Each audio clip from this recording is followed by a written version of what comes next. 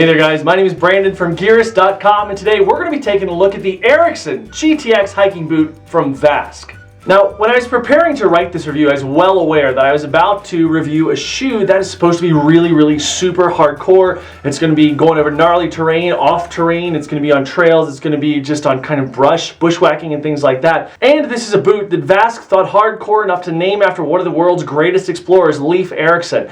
Now, with all that said, one of the things that struck me out of the box and still strikes me to this day, even with many miles on this boot, is the fact that it is so damn pretty. I mean, look at this thing. It's just gorgeous. We'll talk about that a little bit more, but now let's get into the details. Now, just as with all our shoe reviews, we're going to start with the outsole. The outsole rubber on this boot is actually Vibram Summit rubber. Now, Summit is also the name of the last on which this is built, and it seems only fitting that such a hardcore boot, again named after Leif Erikson, would have the granddaddy of boot sole rubber on it, Vibram. This thing is arranged in 5mm lug depth, which you can kind of see there. These lugs are 5mm deep, arranged in actually a really kind of very pretty pattern. And one of the things that we picked up on is that this pattern is arranged to complement natural foot motion. Now, when you're going through that gait cycle, it's going to bend and flex right where your foot would want it to and make for a very smooth transition. While testing this boot, we've been fortunate enough to have it at a time of year where we can really throw all different types of conditions at this boot. We've had conditions where we could get it out on a dry single track that's really well groomed. We can take it in dry conditions off into kind of just the brush and bushwhacking somewhere, but we've also been able to have it in snowy conditions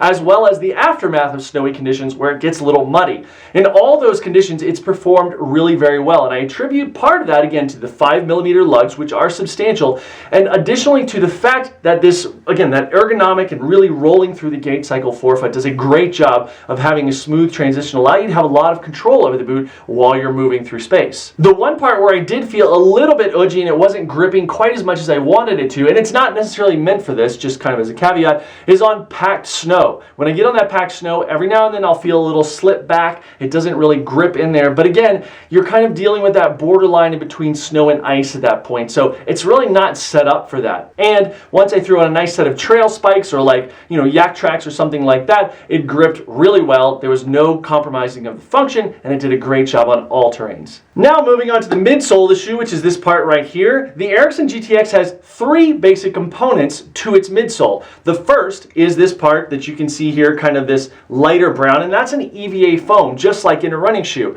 As such, I felt really very at home in this shoe. It feels very kind of just nice and cushy. It doesn't feel like you're wearing a super rigid hiking boot when you're wearing this. The second part of the midsole is this piece right here, which you may be able to see. This is a polyurethane or PU heel cup, and it's got an integrated EVA shock pad.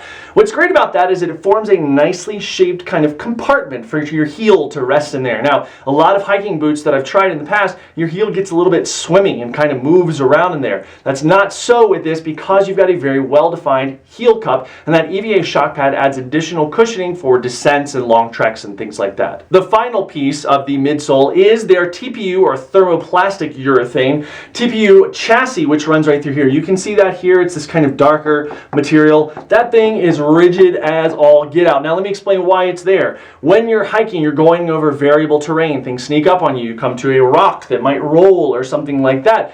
You don't want to roll an ankle, and so you need this kind of support. This is going to provide more torsional support, that twisting effect, so that if you're coming at something and it's going to roll out of the way, your foot will still remain rigid and allow you to have that control over it. This performs nicely. It does add stiffness to the overall midsole of the boot, but it doesn't compromise it so much that you're compromising the function of that outsole lug setup that we talked about earlier. As I mentioned at the outset of this review, this boot, the Eriksson GTX, gets tons of style points for me, and that's saying something because I rarely comment on style because I don't want to subject any of you to my style sense. It's got a 2.2mm full grain leather upper, and it's just beautiful. I mean, look at that color. It's this kind of deep coffee brown, dark chocolate brown almost. It's just really beautiful, and it really was a struggle for me when I was putting things onto it like the yak tracks and things like that that may have scuffed it up or taking it on really gnarly terrain because I was like, oh, but it's so pretty. But This is a hardcore hiking boot. Be not afraid. One of the biggest things that I love about this upper is this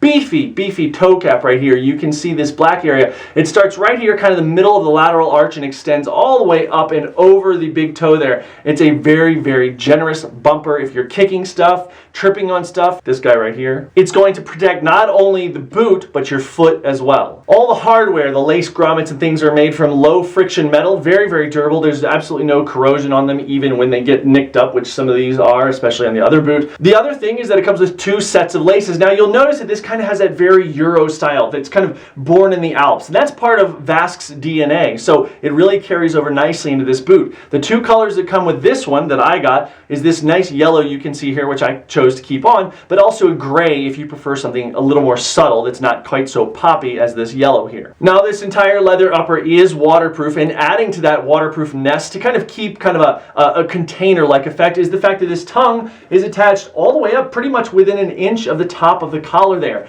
This is really creating a lot of area, probably close to 5 or 6 inches, where your foot is going to be able to go into stream crossings. I've had this in more water than you would believe, just because I'm like, well, I can walk through this. It's waterproof, and it is performed with flying colors every single time. Now, moving toward the inside of the boot, that waterproof carries over, and you've got this Gore-Tex Comfort liner right there, which again, this is a GTX boot. Whenever you see GTX, it means there's Gore-Tex in it.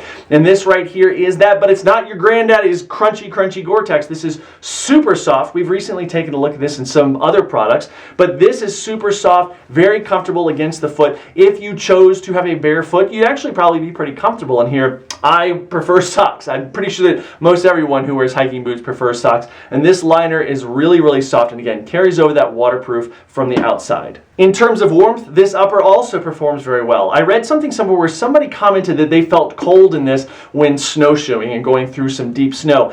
I've taken this well below 0 in snowshoes, been like kind of submerged in snow up to my knees with gaiters on for a couple hours at a time and never felt anything other than comfortable. Now, maybe you can chalk that up to just different bodies. Different people react differently to cold. I felt totally fine the entire time. Now, in terms of fit, this thing felt spot on with sizing. So my size 11 is exactly where I'd want to be, not smaller, not larger. Also, that well-defined heel cup I mentioned earlier feels really nice. I don't have a particularly low volume or high volume heel. It's just very average, and it sits really nicely in this boot. Add to that the fact that these are very adjustable laces. You can kind of play with where it's tighter, where it's looser on up the chain, especially since you've got 3 kind of slip-in grommets here that aren't necessarily in place all the time. You can really adjust how much you're giving it to, how much you're cinching down on that upper, which makes for a very nice fit. Now, the one thing that I will say is that the toe box is a little bit narrow, as you can see there. It kind of needs a little bit more room on the lateral side. This is something that a lot of shoe companies are kind of moving toward, much more room in that toe box. And in this shoe, it's not uncomfortable, it's not pinched, it just could stand to have a little more room. Maybe 3-4 more millimeters out here, kind of expand, allow the foot room to splay and things like that. I didn't feel pinched, I felt very comfortable, but I could see where if I was taking this on like an AT hike, the Appalachian Trail, it might feel a little bit more kind of, you might seek out some more room in that toe box. So I'd love to see that change, and then this would be like hitting it out of the park on all cylinders. So how did the Eriksson GTX perform? Well, I thought it did a really great job. At 3 pounds 9 ounces in a men's size 11, it's actually a pretty standard weight, so I didn't feel like I was wearing something overly built up or heavy on my foot. In terms of getting out there performance, again, the comfort of this was really great for me. Part of it probably is placebo effect. I feel like I have this really classy looking boot on my foot, so that may have contributed. But at the same time, the comfort is really there. That nice shaped heel cup as well as a generous EVA underfoot feels really very good. For me, it performed very well in a wide variety of terrains and conditions. The one possible exception, as I mentioned a while ago, is that on packed snow, it kind of slipped a little bit. But this is not your snow hiker necessarily. While it can certainly handle snow hiking, you may want to make sure that that snow is powdery or less packed down. And if it is packed down, just throw on a yak track or a trail crampon or something. It's going to perform beautifully. The Eriksson GTX is a boot whose beauty and kind of looks really belies the toughness and just kind of ruggedness that's inherent in this boot. It's something that's going to perform well in a variety of terrains or just kind of kicking around. With that inspired by the Alps styling that VASQUE is known for, this is a really great looking boot that's going to be able to go from backcountry into kind of maybe your workday. It depends on, of course, what your attire is. Now, the price tag on the Eriksson GTX is a little bit steep at $219. However, if you look down below in the description or click on over to Gearist.com and look at the actual review for this, you'll see that I found it on Amazon for $119. And at that price point, this is a spectacular deal. I've really enjoyed my time wear testing the Eriksson GTX. It's a boot that I would definitely recommend. I would like to see that little bit of additional room in the lateral toe box to allow the foot a little bit more room to display or sit in there naturally. This is by no means a deal breaker. It's going to be something that you're going to want to get on your foot because it's just a really well-made boot that's really, really pretty. Now my question to you guys is, how much does style play into your decision on purchasing something like this? Is it a big deal, or are you looking just for fit, form, and function? Let us know in the comment section down below. Thank you guys so much for spending a few minutes with us today. If you've got any questions about this review or any of them, don't hesitate to contact us. You can do so by leaving a comment right down below in the comment section or email info@gearist.com. Also, don't forget to reach out to us on all our social media outlets, which you can see right here from Facebook, Twitter, Instagram, my personal Strava right up there at the top. Strava is our app of the year for 2014, so definitely join up in Strava and follow me.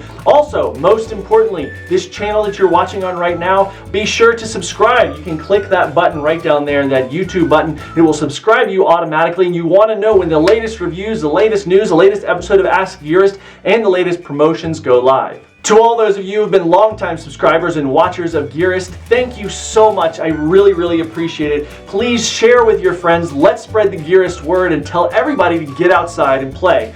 Thank you guys so much for spending time with us today. We'll see you next time.